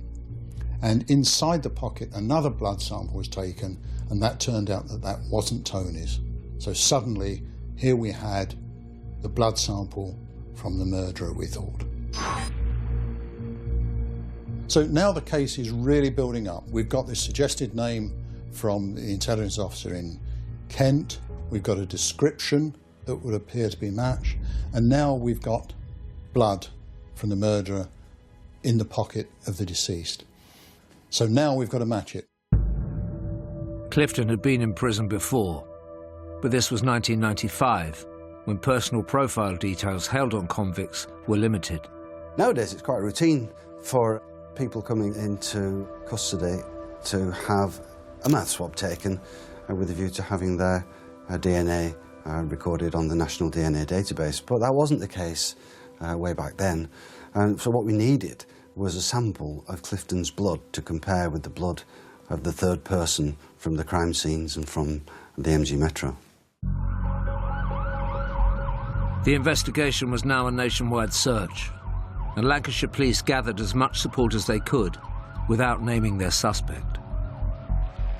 We always enjoyed a pretty good relationship with the police, and on this particular incident, it was outstanding, because partly the police needed us as well to help catch the guy.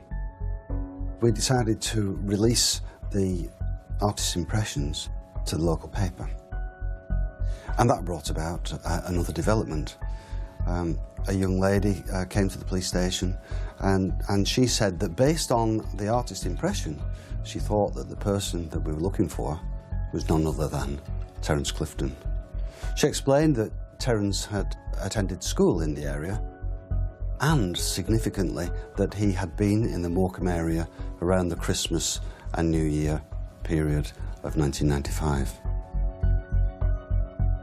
The witness went on to say that that Clifton had arrived in the area in a big old BMW car that he'd driven up from London, but that he had sold it and bought another car locally. And it came as no surprise that that transaction took place at T&M Motors. In fact, the BMW was still lying in the yard at T&M when we went to check.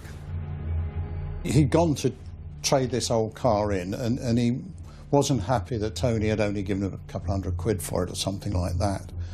And then he wanted money because there was petrol in the tank. And Tony took out his big wad of money and peeled off a fiver and said, you know, there's £5 for the petrol. And he very much resented that. The police now had an additional motive for the murders: revenge. So the woman who went into Morecambe Police Station to say she'd seen Clifton and knew him was able to tell us that he'd stayed with a family in Morecambe the night before the murders. And when we saw them, they were able to tell us, yes, he'd stayed there the night before. The people that Clifton had been staying with were also able to say that one day he came out onto the street where his car was parked to find that the tyres had been slashed, and he was extremely annoyed. He turned to his schoolmate, the person he'd been stopping with, and asked to borrow his pedal cycle, saying that he was going to go down to the Whiteland estate where he knew a couple of blokes who were going to sort him out a motor. This, of course, explained why no car was seen at T&M Motors, and explained the presence of a pedal cycle propped up against the door at the relevant time. A little while later, Clifton appeared back at the family home. Then he was driving a white hatchback car, and the pedal cycle belonging to the young man with whom he'd been staying was sticking out the back. So he returned the pedal cycle and set off, saying that he was bound back for London. Police confiscated the bike for forensic testing, where blood was found that matched that on the white Metro and in Tony Morocco's pocket. But they couldn't connect this blood to their suspect. So we're obviously waiting for a DNA match to see whether or not we could definitively tie that blood to Terence Derek Clifton, but at that stage we didn't have it. The police could only get the blood test they needed if they were able to arrest Clifton. We'd already had officers down in London after the initial call, but now we sent more of a team down there to try to find him. And it was becoming very difficult. He certainly didn't make it easy for us. He was changing cars almost daily. And then he was moving from place to place where he was staying, and we always seemed to be a bit behind him. I get a sense of a continuing theme of him versus the world, and seeing himself as this character, almost a heroic character who can rise above adversity and demonstrate, in some respects, a superiority. He can give the police the runaround and get away with pretty much what he chooses. When it was a bit of a manhunt to London, well then you think, Jesus, help me catch him. Everybody was sort of like shocked and look, you know, it was very hard for everybody. I mean, you know, it's all right for me to sit here saying it was hard. Imagine what his family felt like. At this point, Lancashire Constabulary had officers at a police station in Bexley Heath in Kent, and they also had backup from the Metropolitan Police. The murder investigation was turning into a manhunt. He was always giving an alias, but there's a common theme to those aliases. Whilst he was going around giving people false names and addresses to people who didn't know him, there were clues in it for us, because a lot of the names he was given were sort of mix and match of places he'd lived before and people who he'd known or relatives. At one of the addresses at which he'd stayed, we found a gold belcher chain which he'd swapped for some cannabis. And we were able to take that to a jeweller in Lancaster who had repaired it, and he was able to identify it as being the chain he'd repaired for Tony Morocco. Then the manhunt suddenly turned a corner, when on the 27th of February 1995, 1 month into the investigation, police pursued a lead in Erith in Kent. Well, the officers went to the 7th floor flat of one of Clifton's ex-girlfriends, because we had reason to suspect he was there. So as they were going through the front door, the officer who was down on the ground saw Clifton backing out of the flat and holding a sawn-off shotgun pointing in towards the flat. So we've now gone up a stage because he's armed and we know he's dangerous. But then he put the gun down and went over the balcony and then dropped down floor by floor. He just let go on each floor and dropped, and then just grabbed the railing of the flat below to slow himself down. And he did that all the way down to the ground, and then he ran off.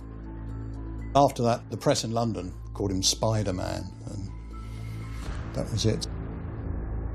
I think part of my feelings at the time was I wish he'd fell off that tower block halfway down. You know, the man was a psychopath. The police recovered the discarded shotgun, but now knew Clifton had access to firearms. He was now a huge danger to the public, and he was on the run. Then we took the unusual step of publicising his name. Normally you don't publish the names of suspects until somebody's charged. But with this man on the loose and being so dangerous, we had to do that in the hope that people would come forward and tell us where he is, because nobody wants him on the loose in their community, because if he can do this sort of thing, he might do the same to them. It was unnerving because the sheer brutality of it kept people on edge. They'd never known anything like it before. Somebody capable of doing that was capable of doing anything. 2 grieving families, a community on guard, and an armed killer. It was more urgent than ever. The police were closing in on Terence Clifton, who they believed had killed Tony Morocco and Paul Sandham in cold blood. The London team had been chasing down the long chain of cars that Clifton had been buying and selling on. And they were hot on the trail of one particular car when they identified it parked up in a street. So the Metropolitan Police firearms team and Lancashire officers kept a watch on the car. And a man came to the car and got in. He was immediately surrounded by the armed officers and was arrested at gunpoint. Unfortunately, it wasn't Clifton. It was, however, a man who'd bought the car from Clifton only a number of hours previously. And once he'd been dusted down, he was able to tell us that, and to tell us the car that Clifton had bought off him. We were now only hours behind our suspect. Clifton was reported to be driving an Austin Montego. Now in possession of information that he was in the Montego motor car, there were a number of officers plotted up in the area, and then 2 officers saw him get into the car, and then he went round and parked up in Finstead Road. It was called in, and the armed team then went in and he was arrested. He surrendered straight away. Finally, they'd got Clifton. Arrested at gunpoint on the 6th of March 1995, 6 weeks after the murders. We had him now. And so it's a great relief that this man's no longer on the streets. He's a very dangerous man and he's now locked up. So that was a huge relief. But then you see the job from my end of things particularly is really just starting, because now you've got to put all that evidence together to turn it into a case of admissible evidence. When news of the arrest came through, it came as a relief to us, and I think also to our readers and obviously the families, that we were able to print the fact that finally this person the police have been looking for so long and who had been involved in so many escape dramas had finally been arrested, and that we were getting somewhere. Police needed to prove that blood found on the stolen white Metro, the pushbike connected to the crime, and in Tony Morocco's pocket belonged to Clifton. They took DNA swabs from him and awaited the results. Yes, having been arrested down in London, then obviously he had to be brought up to Lancaster, where he was held. And we questioned him, and he thought he could be cleverer than us, if you like, because he was told briefly what the evidence was.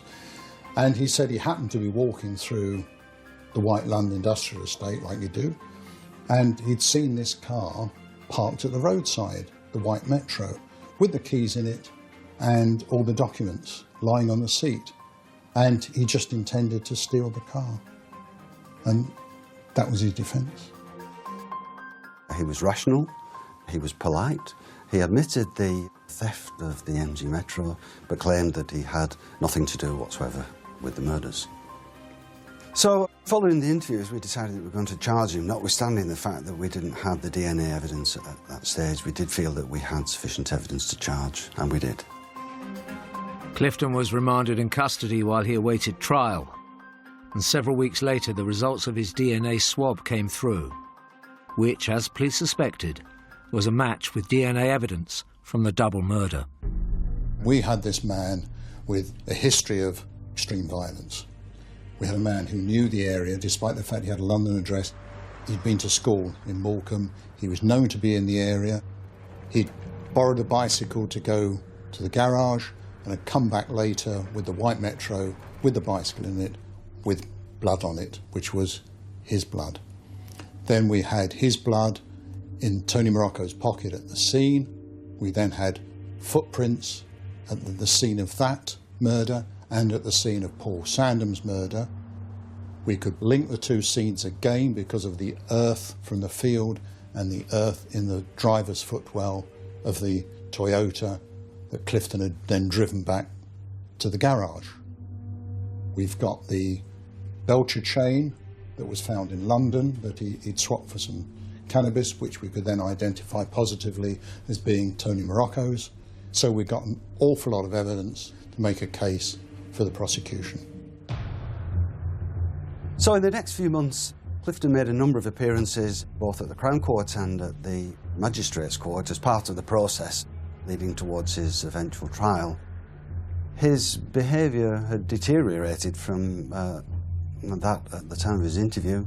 He assaulted a prison officer on one occasion and blew raspberries at the judge on another occasion. On Saturday, the 24th of June 1995, Clifton was due to be formally committed for trial at Lancashire Magistrates' Court. And then we came to the worst of all in his behaviour.